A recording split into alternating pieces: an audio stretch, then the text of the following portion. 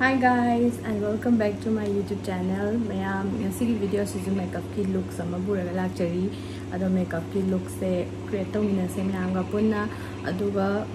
ai channel je hana thina viba oi betaraga di subscribe to sanbiramo aduga like share comment so dobiro ado mayam ke bahorasi moisturizer ma use taraga moisturize tawjagre sigi Neviagi soft light moisturizing cream this is sanitary I hojike oina dosi am nungaiba moisturizer oibane do I see use tawgreba ko aduga next step ta day cream ma use tawani and this is from Lotus Herbals ki white glow skin whitening and brightening gel cream SPF 25 PA+++ is a Lotus ki brand sunscreen katang sinaiba ko Hadi mama and snake was gone gas and red or Nina Sunu I call them hybrid or the gay say she's a try to get over and how I days is a which you is nabagi Sinabaganda is snaggy about I give personally used it out there I see it snagana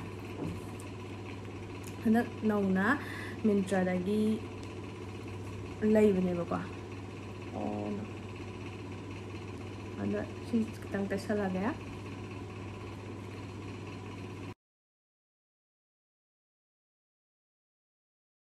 Sigi day cream is table loiga ngakang absorb to halage mai do hadi skin da ko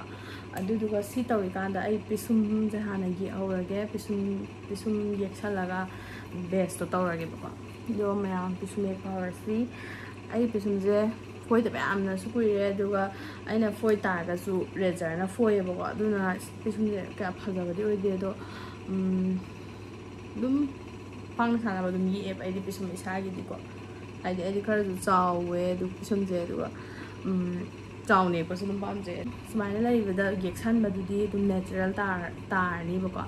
The work time is make for the brand handle zero. And the brand of the second I don't need Hakanda concealer, Malorga, Hana, natural foundation, Malorga, Quina, prime dog to neighbor. I see fit me this Loraga Swana Hopchalani. Fit Me Maybelline Fit Me की concealer ने दुगा मागी set चना medium आई की set ने कोशिश में अंतो थोड़ी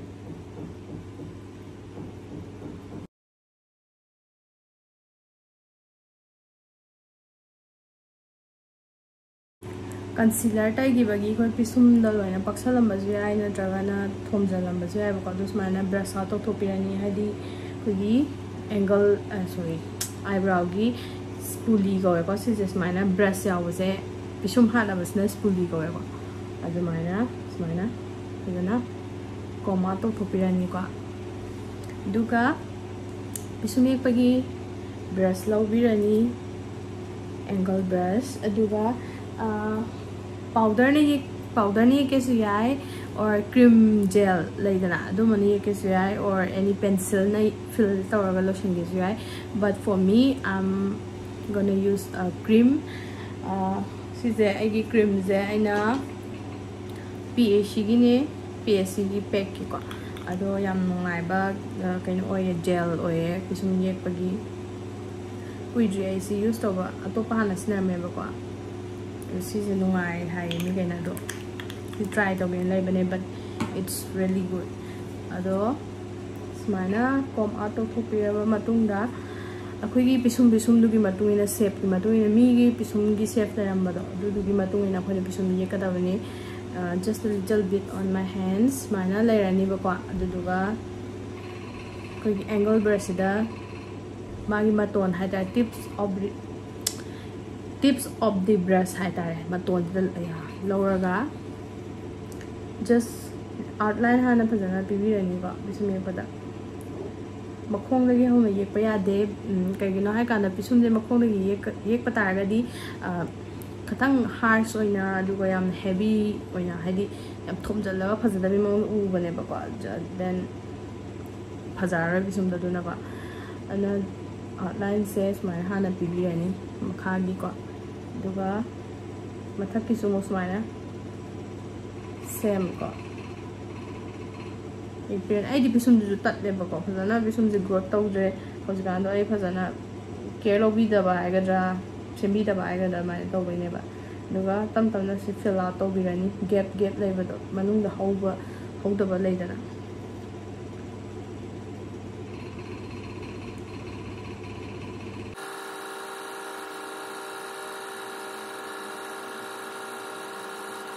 I personally like the straight eyebrows, but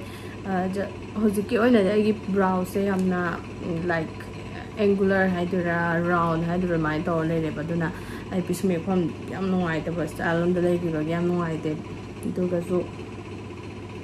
semaga yek ta dia de na ta na ani duga katang yauba brush da kitang yauba duna ba dum smai hapchan biro mamangi sarap to mai chingkhala si ma ton na ko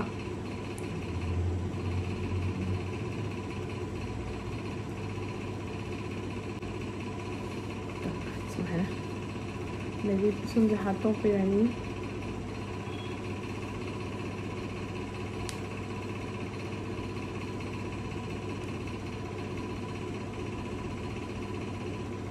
concealer any concealer lobiro songi array bahai di kitang light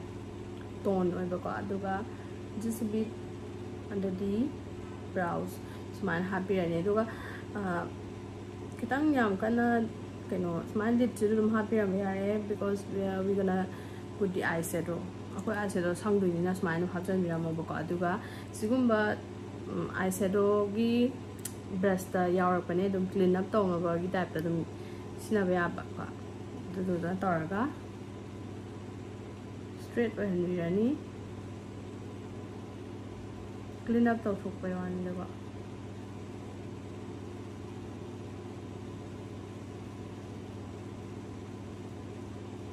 akoina makeup tamaba matamda keno tawe khambra pisum yekpaje kai tawge ha kanda pisum yekpaje haijaba ozana pisum dagi hena makha su cha cha de because mi magi structure je khoi pisum da leba pisum di pikna phoida loba mi du sakto ma on khani ba and sum sa ma hapta loba mi gi look to phat am kha phajana ki sunu ai sida phajana yek sanu ma su ba phajaroi ba aduna khoina makeup tamaba matamda wigs ama khara hena to pisum di da tak le ozana pha jan tak pada ba ana pisum phajadra ba dagi di chimbal phajadra ba lipstick tai ba phajadra ba makeup su ba phajara hai ozana aduna any eyeshadow gumba dudi sema hairakani aduga si ani si perfectly yek taba yade ba ko adu si ani si yek ta ga di makeup phajaba kaude hai ba aduna khoi hanjani gle aduna pisme pase professionally makeup artist ne chat ke ha ga pisme pase am hai taba yade ba ai ba hoji chatli se perfect oi ne khanjadri be thanda dum try thanda dum bake ke raga hairak ni na dum khanjaba do adu lore me pisme ba duna primer tawsalashi duga corrector torani foundation torani ko primer tawase color bar ki je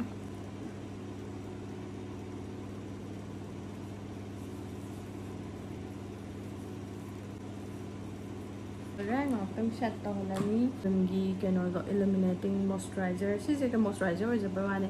illuminator. Kano in a car, Sinavi.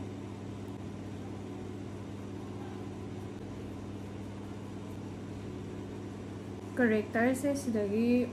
orange oil came with a washing jet, Sidagi mixed or a tauga. The right side skin tone man, the labor since they have done yoga.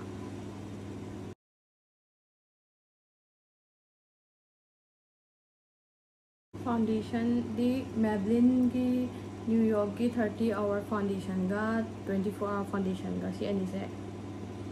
कहीं आगता ने बको classic ivory आगता ने तो set अनि से कर खेना बने सी 24 hours ना कर ममजल ले तो सी ना कर light ओर ने बको पम अमला नि सी सो तो बस सी सो पम अमला मान मेट ओर बने ना थोना dry out तो ओर बको ना थोना तो ओर जाने पम अमला नि Yeah, malanis mixed or anis diba siya na blend to ko kaya na tradition ay pang gani ba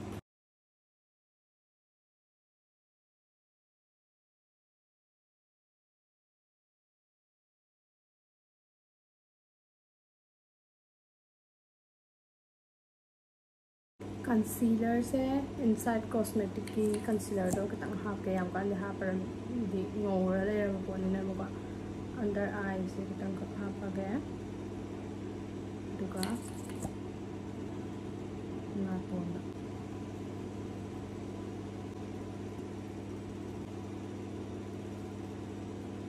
contouring tawra contouring se aina na ade dum sinar ko ne si NY begi contour stick foundation da zulai bane ba set ado ni contour ma chu da lawge ba yam nuai ba si blend taw zu nuai duga pigmented chu oi yam smoothly nuai and but or bane ba si I might do it to under the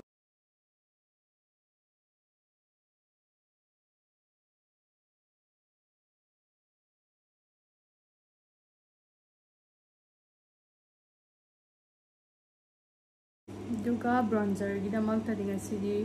orange se siga si pink se siga hat yanaraga coral color haidra mana to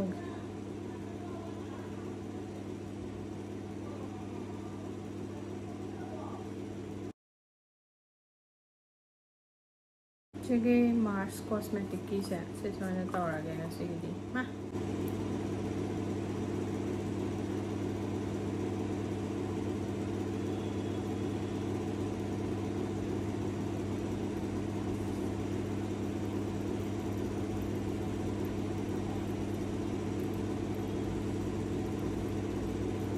sigi eyeshadow looks di khara peachy or khara orangy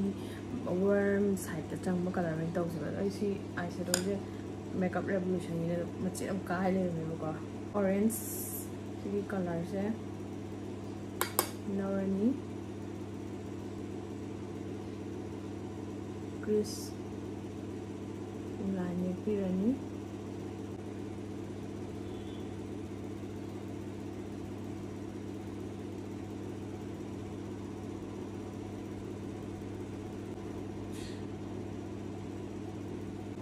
aduga si palettes dagi khara deep brown se sumba brown se chalawani duga line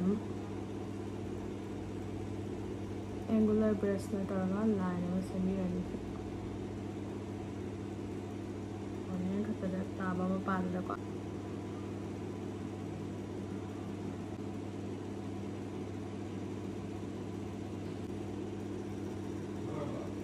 lojida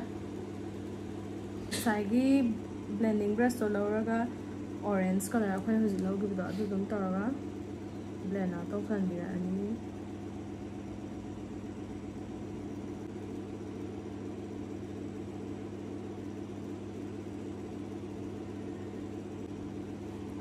माला दुगा जिलरा मलौरगा cut crease तौबिनेबोका सिदा तांगे मान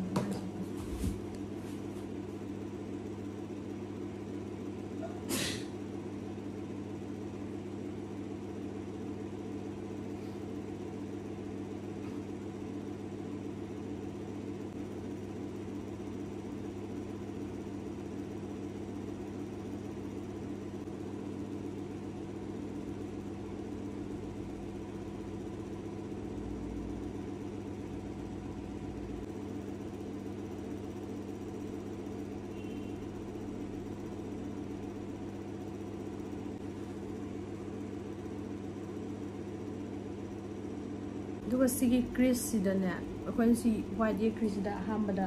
white ना हाना कितंग खक Sumana set तौबिरनी बा हादि crease थो हादि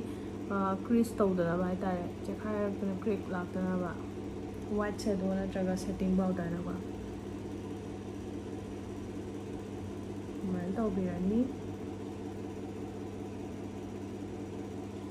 दुगा ना blending brush हम लौरगा orange brown katang deep oiba warm oiba hagada mana tawraga chalani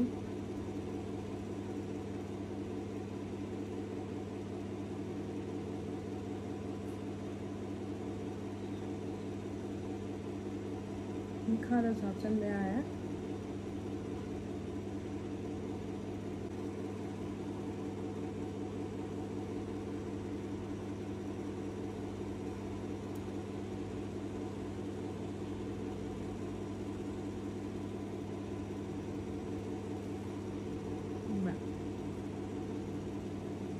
since my crease like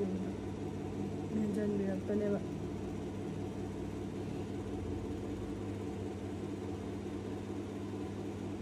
ꯀꯩꯅꯣ ꯇꯧꯈꯤꯕꯗꯣ ꯑꯗꯨꯗꯨꯅ ꯑꯗꯨꯝ ꯁꯨꯃꯥꯏꯅ ꯐꯤꯜ ꯑꯞ ꯇꯧꯊꯣꯛꯄ ꯌꯥꯔꯦ ꯑꯗꯨꯒ ꯁꯤꯒꯨꯝꯕ ꯑꯣꯔꯦꯟꯖ ꯁꯦꯠꯁꯦ ꯁꯤꯁꯤꯅ ꯁ꯭ꯋꯥꯏꯋꯥꯏꯁꯦ ꯍꯥꯞꯄꯤꯔꯅꯤ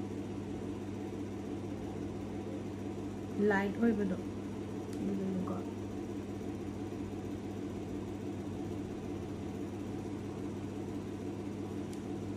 ꯃꯌꯥꯏ ꯋꯥꯏꯒ ꯑꯔꯣꯏꯕꯒꯤ ꯁꯔꯨꯛꯁꯤꯗ ꯍꯥꯟꯅ blend ꯇꯧꯁꯜꯂꯛꯄ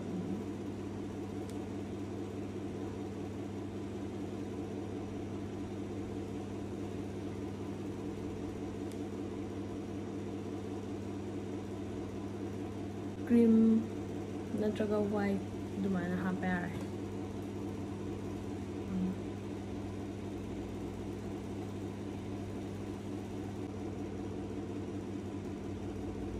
eyeliner happening bamina eyeliner hapiro happening da bamina skip tara kaino hapiro this side kitang kha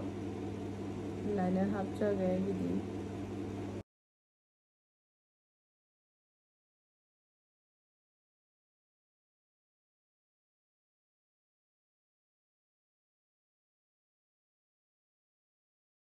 eyelash hapkre duga mascara sinani agi all time favorite Mars ki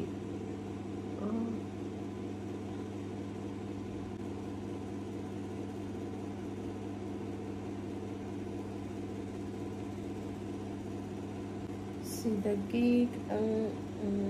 sumana oiba color se low game pink ka mix toraga diba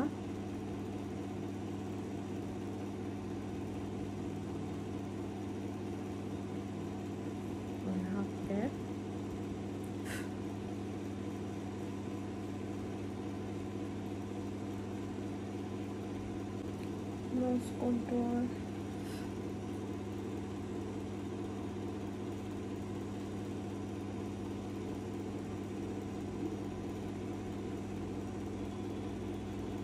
setting spray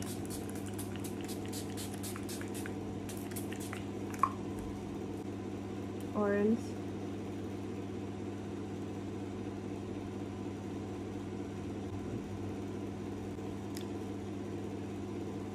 smart stock salani dana aduga sigi Peachy gi lipstick ne baka timeless matte cocoa berry mayada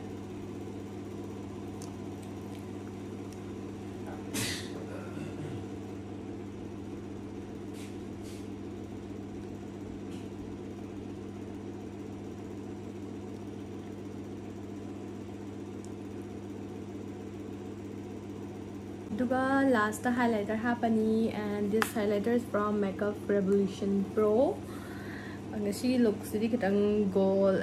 peachy warm oibanina yellow zika si ani se mix torage duga ta hapaga oof